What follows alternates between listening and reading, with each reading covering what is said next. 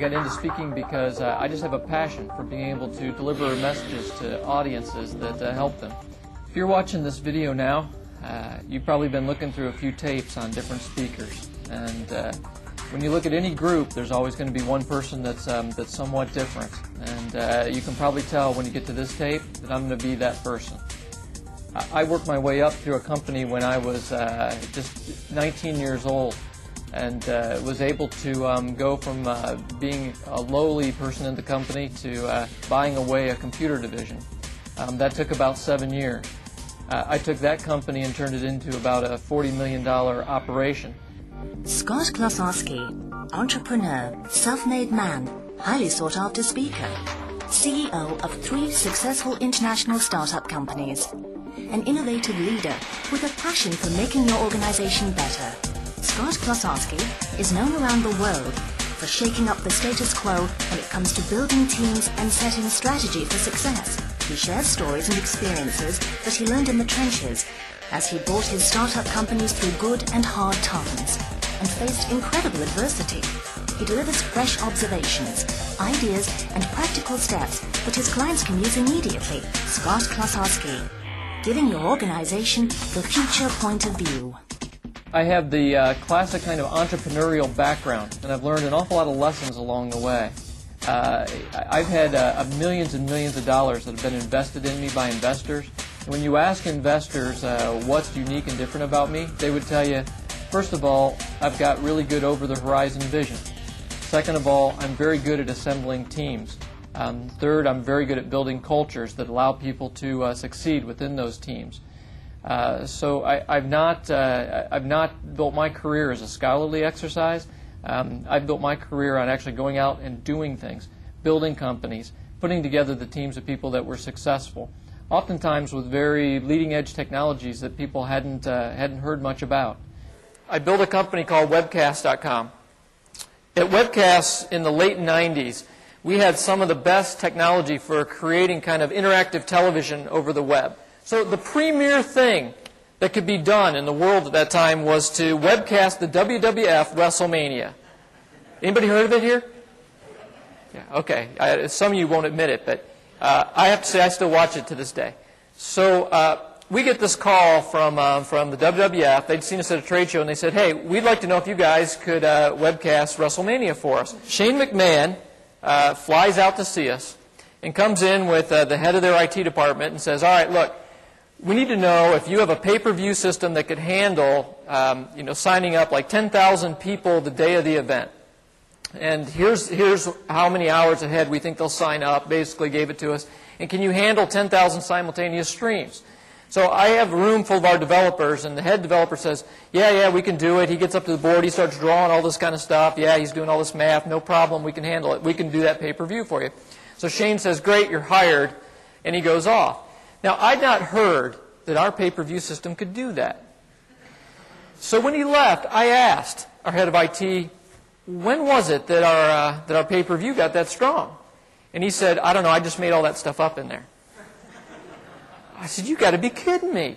And he said, no, but I really, seriously, I think, we got enough time. We got like 6 weeks. We'll have it together. Don't worry, boss. Don't worry. So I'm on my way to go meet with, the McMahons and the head of IT. So I'm on the phone back to the office, and I go, well, what's going on? And this is, I'll never forget as long as I live. Brad Thomas at my office says to me, Scott, we are slamming 1U servers into the racks as fast as we can, and we can't hold it any longer. And what do you mean you can't hold it any longer? He said, they're coming in too fast. It's breaking down. We can't get them registered. And so finally the head of IT looks over at me and he says, just go ahead and turn it off and let them in. I mean, if we can't register them for the event, then we're not going to block them all and get a bad reputation. Just turn it off. We'll just let everybody see it online, and we'll just lose the money. We will just lose the money. You notice he said we, not the royal we. We were all going to lose money. So then he looks at me, and I'll never forget this as long as I live. He looks at me and he says, Scott, this was a complete and utter failure. As long as I live, I will never forget his face saying that to me. So that's what happens when you don't do magic things. Okay, now what I could have told you was the head of IT that told me that he could get that pay-per-view done, he was working in an office in Phoenix. The rest of the developers were in Oklahoma City. The two groups didn't work very well together. They were fighting over what the strategy should be about how to do the pay-per-view. They didn't agree on how the code should be set up. And so they argued for 6 weeks over how it should get done. At the end of the day, it was an embarrassing failure of collaboration. So I've seen both sides. That's how much you impact a company. And that's what you can do. Just in who you are, just how you show up, and the quality work that you do. Scott Klososky's outstanding presentation content includes entrepreneurship, applying the existing entrepreneurial talents suppressed within large organizations, cultural evolution, synchronizing corporate cultures with team members in order to generate rapid results, visionary technology application. The digital tools that are inundating us and their skillful application can generate outstanding results if applied early and strategically. He customizes each presentation for every group, weaving your needs and the story of your industry into a conversation that produces real results. Scott Klososky, The Future Point of View.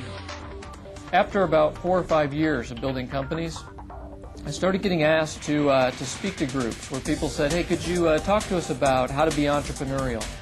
Could you talk to us about how to build teams and how to put together a culture that becomes successful?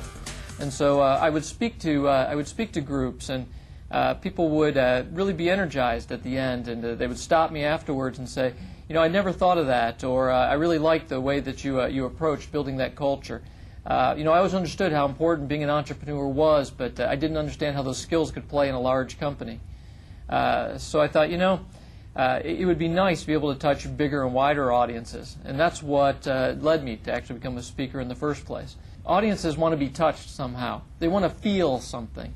They don't want to just sit back in their chairs and just listen to content that gets thrown at them and see 30 slides where they walk away and there's really nothing they can take home and use. Audiences, they want to feel. And so I learned that you had to have the right combination of content, the right combination of showmanship, and certainly a high amount of ideas. I believe if you can have an audience walk away with 3 powerful ideas that they can use, you've given them something of value. They'll appreciate that they sat and that they listened to you talk. So for me, personally, and if I got to go assemble a team, it's really developers first. I mean, if you don't have the people that can build the products and can do the magic things, marketing is going to have nothing to market. Now, there's always a big debate in companies about, well, gee, is it more important to have people that can sell the product or people that can generate the product? That's always the interesting discussion, up at the C-levels. What's more valuable, a really good salesperson or a really good developer? Because a developer could do a wonderful product, but if nobody sells it, okay, we make no money. True. Okay? But if a developer doesn't develop any good product, doesn't matter how good of a salesperson you are, we make no money. So they're at least equally as important. I say this just so that you take seriously your role in the operation and what you bring to it. I think a lot of times developers, they love to develop. They love to be creative. They love to be artists. They like to code. They like to do eloquent code. I mean, they like to make things work. That we're logical, as developers. Okay? But sometimes we lose the context of what we're really doing. We don't understand how what we're doing impacts the rest of the organization.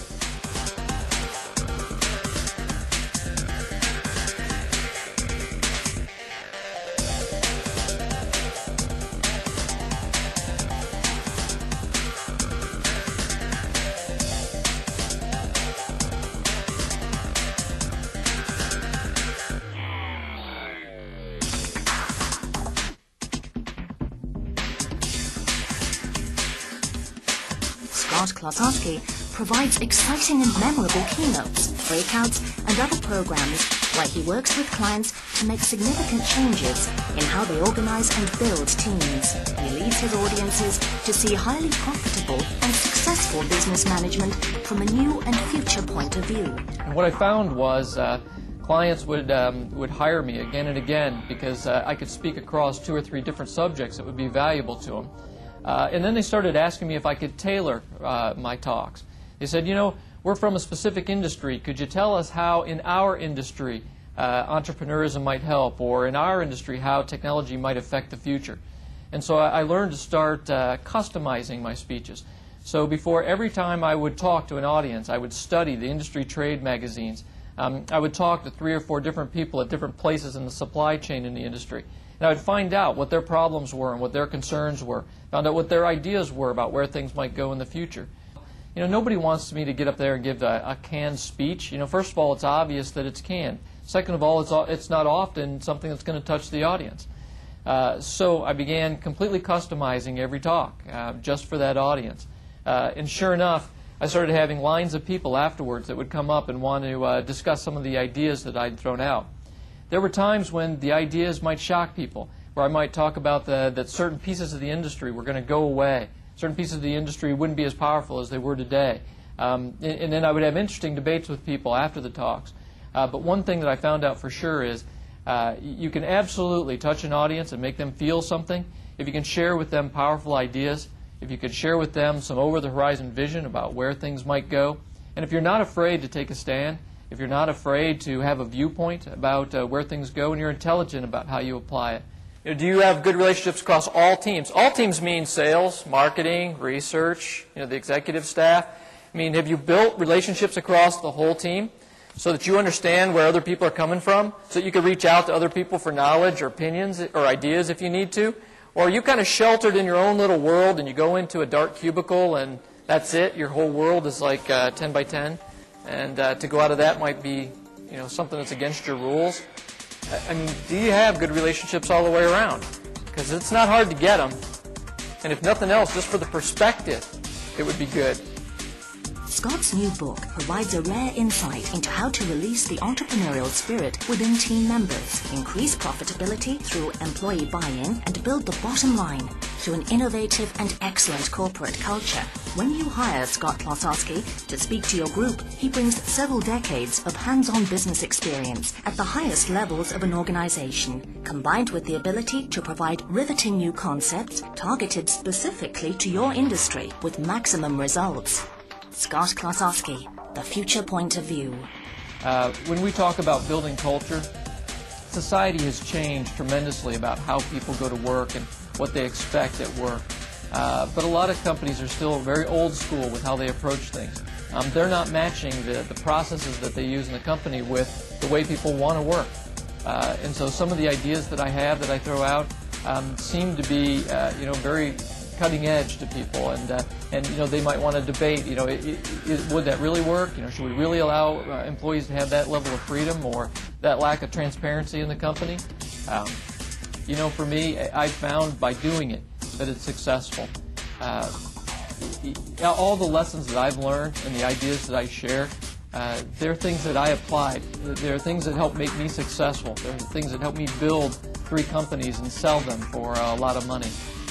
So these are not things that I'm just guessing at. These are things that I've done with my own hands, that I've felt with my own heart, and that I've been able to get out to a culture of employees and have them work successfully. You can never be great, and you can never create magic things unless unless everybody works as a team, unless everybody is aligned, going in the same direction, and everybody's pulling their weight. I know it sounds simple. But it's funny when you do consulting and you go and you see lots of different companies. It's the simple things that are broken. I don't go into companies and there's some very odd strain of virus in the company that's making it perform badly. I go in and it's teams that are dysfunctional. The end. The end. It's that simple. And the fix is just how do you get everybody aligned and rowing in the same direction and rowing hard. I'm sure as you go through and you look at more tapes and you're making a decision about who you'd like to speak in your organization, you've got some framework that you're thinking about.